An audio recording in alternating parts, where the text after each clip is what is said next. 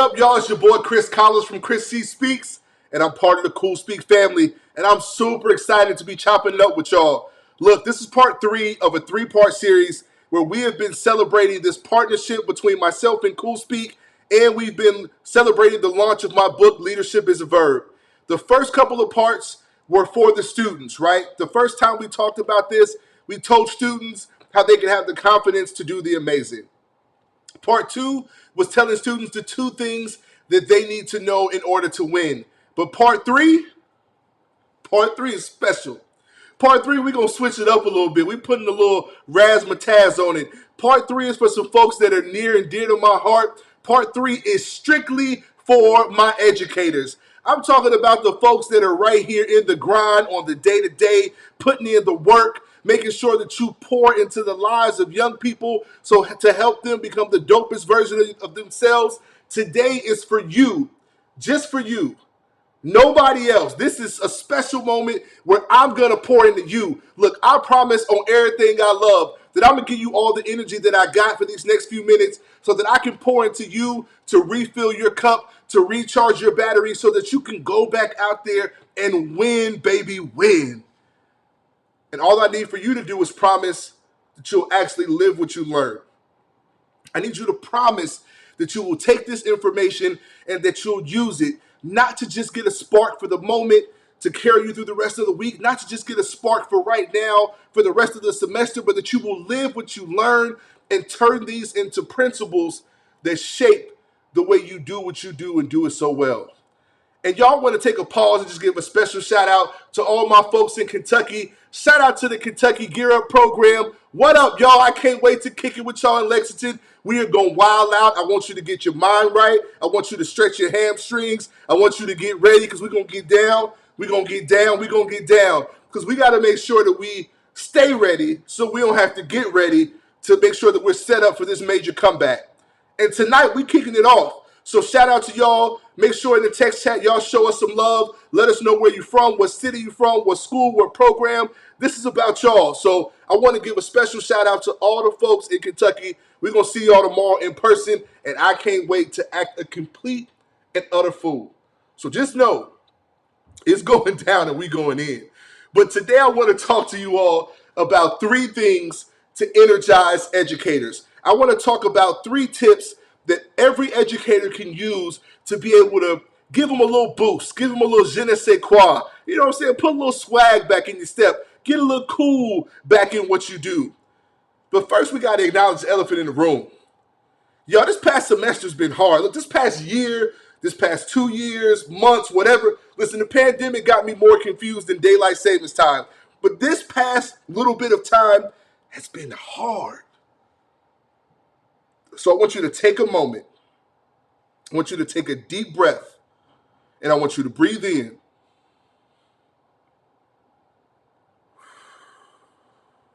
And let it out. I want you to take a moment and realize that the fact that you are still here, when your industry, when your career path has seen a mass exodus of talent, of tenure, just walk right out the door, never to come back. The fact that you are still here, the fact that you wake up every day and you choose resilience and excellence is amazing. It means you have a purpose. It means you're special. It means you're still locked in. It means you still care about what you do. And today I want to give you something that's going to help you to continue to do that. I want to pour into you so that you understand how special you are, but also so that you can take care of yourself, so you can continue to do the great work that you do as an educator. So whether you're a teacher, a coach, a program coordinator, whether you work for Gear Up, Upward Bound, Trio, after school program, I don't care what you do. If you have an impact and you interact with young people, today is for you. These tips that I'm giving you right now are going to take you to the next level. These are designed to be able to give you that boost when you are feeling like, man, I am done. And the first tip is, I need you to remember why you started. I need you to remember why you started this education thing. I want you to think back to that first moment when you thought and made up your mind that you were going to be an educator. So whether that was way back in the day where you were in like school, like junior high, high school, that you were like, you know what? I want to be an educator. I don't know exactly how, but I want to teach people something. Or if it was in college and you were like, man, this biology class is kicking my butt, but I need to be able to use these biology credits somehow, some way. And you were like, but maybe I can teach students this biology thing. Maybe I can pour into them this way. Maybe I can't be a doctor in the like an MD, but maybe I can have a PhD or EDD and still make a great impact. So whether you stumbled into education or whether you knew that this was your mark, this was the mark that you wanted to leave on the world, since the day you can remember the fact that you're here, I need you to remember why you started. I need you to tap into that moment where you realize that you had something special to give, that you had a gift or talent that the world needed, and you were going to make sure that you gave of yourself. See, education is not one of those things where it's a labor where you know you're going to get paid. I'm just keeping it a buck. You know that as an educator, you don't get into this career because you just want to make a million bazillion dollars. If you want to do that, you'd be a movie star, athlete, a rapper, whatever. This is a labor of love. This means that you love helping people become the dopest version of themselves. You fell in love some point in your life with the impact that you're able to make in people's lives. Remember why you started. Remember that as an educator, you serve as a mirror to the culture and communities that you teach and that you impact so that they can see themselves, they can reflect, learn, develop, and grow. Every time you step in front of your students, you serve as a mirror that allows them to see themselves in you and to either push forward and be better or to dig deep and self-reflect. That is what you do every single time you step into your role as an educator. You are a big deal. Don't you ever forget why you started this game. Don't you ever forget that you love seeing the impact. You love seeing those aha moments. You know what I'm talking about. Those aha moments, those moments where you get the student and they're like, wait a minute, I don't even like this class. I don't even like this teacher. But somehow you're able to connect with them and now they actually give a damn about coming to school instead of being apathetic. Yes, those are the moments that you create. You did that. Your passion for education, your passion for teaching, for learning, for being a lifelong learner, you did that. And nobody can take that away. Nobody can take away those moments where folks come back years later after they've graduated, after they've gone through your program, and they tell you that the moment that you challenged them in class, the moment that you put them out, the moment that you stopped taking their stuff, the moment that you told them that you believed in them, the moment you looked in their eyes and said, can you do this? I know you can, but do you know you can? That those moments, those small moments that you probably have forgotten about 12 times over, those moments were the moments that shifted the culture of their life. I need you to remember why you started. Those moments that move the needle are the reason why educators are so important. And if nobody else tells you this, those are the moments that you intentionally create every time you step foot on your campus. Every time you step foot in your office to do a lesson plan, to plan a program, to help a student with tutoring, to be able to help a student fill out an application. Every single time you do that, you are creating an intentional aha moment of self-discovery that has the ability to shift an entire person's trajectory, and their entire life will never be the same after it. And that's not hyperbole. I will never forget the teachers that impacted my life. I'll never forget Miss Chu, who didn't let me just skate by on my natural ability, and she challenged me to dig deeper and to take my talents a little bit higher. She challenged me to do extra, and now I don't mind it because I realize that's what it takes to be the dopest version of me. You're doing those things every single day. Please remember why you started. When you feel like, man, I need everybody in this room to just play 7 Up, I want you to put your head down, your thumbs up. We're going to turn off the lights, and we ain't going to pick nothing. We're going to just take a nap. When you are in those moments, I need you to remember why you started. Look, I don't get it, but I do get it a little bit because I got 3 kids, right? I got 3 kids of my own, and there are times where I want to tell them to pack up all their stuff, sit on the curb, and kick rocks.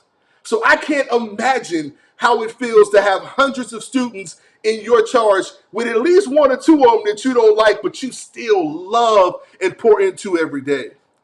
So in those moments where you're feeling like, oh my goodness, why did I do this? Chris, look, you come teach them. That's fine. I'll sub in for a minute, but I need you to realize and remember why you started. I need you to remember that you started this because you have a love for making an impact. You started this because you like to create and curate those moments of self-discovery. And every educator does that. In our own special way, in your own special way, you create moments that allow people to see either the best of themselves and their potential or where they are now, or you allow them to be able to see that, hey, I need to do something to shift and change the way I operate so that I can get to where I need to go. Please remember why you started. And when you're looking for those impacts, when you're looking for those moments, they won't always be huge. It won't always be, I helped this student get from a D to an A, or I helped this student that, had all this major trauma. I helped them overcome all this trauma, and now they're self-realized, they're self-actualized. I mean, look, we're still dealing with students, right? We're still dealing with teenagers. They're still going to be teenagers. They're still going to be young people. Heck, adults are still adults, and we know adulting is hard, and we have coping skills. So can you imagine how hard it is and challenging it is to be a young person? So don't look for just the grand gestures and the grand impacts. Sometimes it's the small impact. Sometimes it's the smile that you give a student that you see is having a down day. And because it's a natural physiological thing, they mirror that smile. And now the endorphins start kicking off in their brain. And they're like, man, thank you. They may not say it, but here in their spirit, they're thinking, thank you. Sometimes it's the encouraging word that you give to your peers who are about to quit and walk out this door because they're tired of it, and you share your last and only Reese cup with them, and they're like, man, somebody really does love me. Sometimes it's the small moments. Sometimes it's the moments where you share a lesson plan or a program idea with a colleague, and that's the one thing that's been knocking their head up against the wall. It's been stopping them from getting sleep at night, and you just freed them up with the information that you gave. It's the small moments. Folks, remember why you started. As an educator, you create intentional moments of self-discovery and impact for people that nobody else has the ability to do because you were gifted with this creativity, with this hustle, with this drive to do so. The next thing I need you to remember is I need you to remember how this thing works. I need you to remember how the whole education process works. Listen, this ain't nothing new. Education has always worked this way. Some plant, some water, and some prune. I'm going to say that one more time. Some folks plant, some folks water, and some folks prune. As educators, you have to realize that sometimes you're planting the seed of wisdom, sometimes you're watering the seed of wisdom, and sometimes you are pruning that plant as it grows. But it's always the student's responsibility to grow. It's just your job to be able to provide a conducive environment as much as you can for that to happen. Now, you don't know where you are in this process. You don't know if you're there, if you're the first one to plant the seed. You don't always know if you're there to water. You don't always know if you're there to prune. But you do know that you're a part of this process. So you just got to keep giving it your all. Remember that you don't always get to see the flowers grow. So don't get discouraged. Don't be let down. Don't get discouraged when you don't get to see the huge impacts all the time.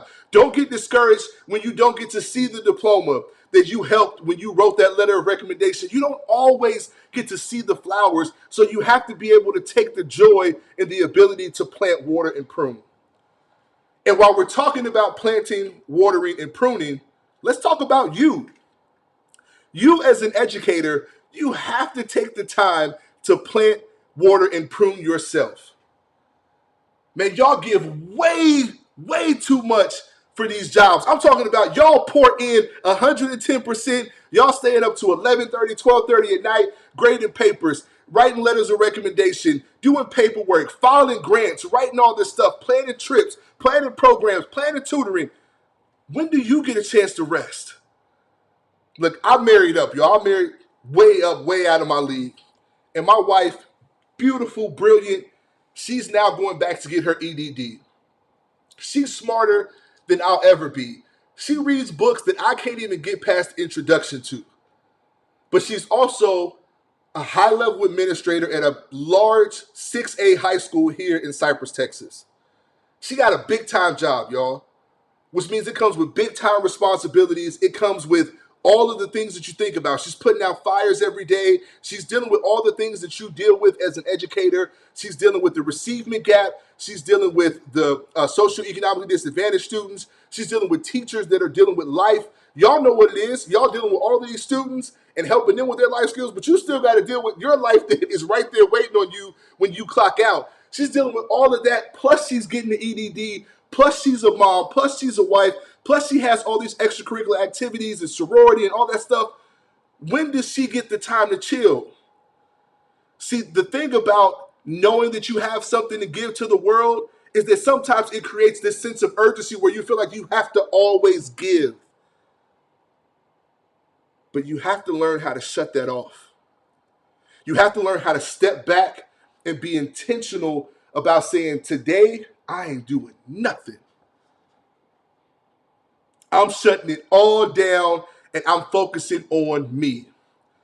It is nothing that brings me more joy than when I have the ability to convince my wife to spend a few hours watch Yellowstone. I love seeing her get caught up on John Dutton, or whatever that guy's name is. I love it, right? Like, I love to see her watch 90 Day Fiance and all the other shows. I love to be able to spend those moments in her presence where she's doing nothing, where she's thinking about school as little as possible, thinking about work as little as possible, and you have to be intentional about creating these moments. As a matter of fact, right now, pick up your phone. Pick up your phone right now. I want you to pick it up. I want you to look in your calendar, and I want you to look at the next week. And in the next week, from now until the next day, the next week, next 7 days, I want you to intentionally plan out 3 hours, at least 3 hours, where it is just time for you, where you can unplug from your role as an educator and plug into your role as a creator or creative. Plug into your role as an entrepreneur. Plug into your side hustle. Plug into your role as a curator. Plug into your role as a musician, a mom, a dad, a husband, whatever, a spouse. Plug into your role as just you being you that has nothing to do with your job. If you don't create intentional moments for you to unplug from the job and plug into the things that bring you joy, if you don't plant intentional seeds of joy in your life and then water them with experiences that cultivate that joy, and then prune out the things that take away from your energy, you'll burn out. You'll burn out.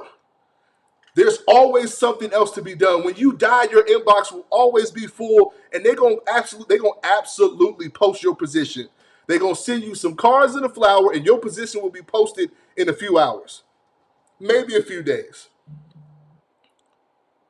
If you don't take time for you, you can't be the best version of yourself. And now when you are in your educator role and you're being that mirror, you're a dirty mirror, so folks can't see themselves clearly.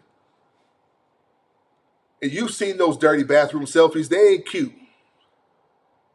And I think that educators don't spend enough time decompressing, letting themselves just be free and to allow themselves to take their gifts and see them in other areas and see them in other ways so that you can continue to grow that gift. And now you can better use it when you step back into your classroom or your program or your sport or whatever you do as an educator.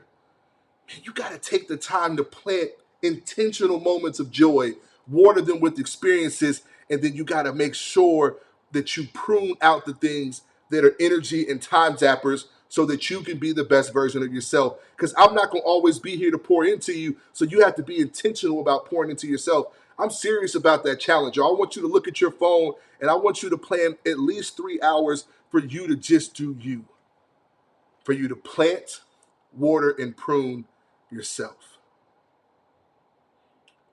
Next, I want you to realize that you can change the game. Told you I was going to give you 3 tips. This is the third one. It's got like 3A and 3B. So 3A is I need you to realize that you can change the game. I often hear when I go into these schools, right? So I'll go to a school, I'll make a presentation, a keynote, a workshop, whatever it is, and I'll hear folks say things like, man, I can't wait to get back to normal. And I look at them with the gas face like, back to normal? But we ain't ever going back there. We're never going back to pre-COVID, and we shouldn't, because pre-COVID normal didn't help every student. It didn't work for everyone. It didn't always serve the least of us. Heck, it didn't always serve the best of us. It didn't pull out the best of our students all the time or as efficiently and effectively as it could. So why are we trying to go back to something that we know clearly wasn't operating in its highest place? No, y'all. You can change the game. There has never been a better time to be a revolutionary educator than in this moment. You have the ability to shape this world to look like what you want it to look like. Now, when I'm talking to students, I tell students to change how they see themselves in the world so they can change the world that they see themselves in. I'm giving you the same thing. I want you to change how you see the world of education so you can change the education world that you see. I want you to shift the way the culture feels about how we should work with our students. I want you to incorporate hip hop. I want you to incorporate R&B, pop culture. I want you to make the education spaces that you occupy look like the spaces that they occupy when they're on TikTok and IG and Facebook and all that other stuff, so that now they want to be there. They have to be able to see themselves in our educational spaces, and you can do that. You can do that by taking part of your voice, giving it to them, taking part of your authority and autonomy and giving it to them, and then changing the game so that now y'all can build this education space together. I mean, you're the dopest of the dope, the freshest of the fresh, and you can't be faded, but you can't do it alone. But you can be a revolutionary. You can be the spark that changes the education system. Y'all, our classrooms have looked the same for 150, 200 years. It's desks right here, teachers right here, and then the knowledge right there. The teachers and the educators have always been the gatekeepers of knowledge. Let's break that system down. Let's be revolutionaries. Let's now spread the knowledge freely from ourselves to the students. Let's let the students teach us. Let's give them a voice, because you can change the game. Y'all, you built for this. See, that is what being an energized teacher is about. You want to know how to always be energized? You have to know that your mission, the thing that you do every single day, is so important that you got to win. That even if you fail, it's still a win, because it's a lesson that's going to propel you to the next step of success. You want to be energized all the time? You got to realize that no matter what your title is, you're still a leader. You want to be energized all the time? You got to realize that what you do matters. If you want to be energized all the time, you have to realize that leadership is a verb.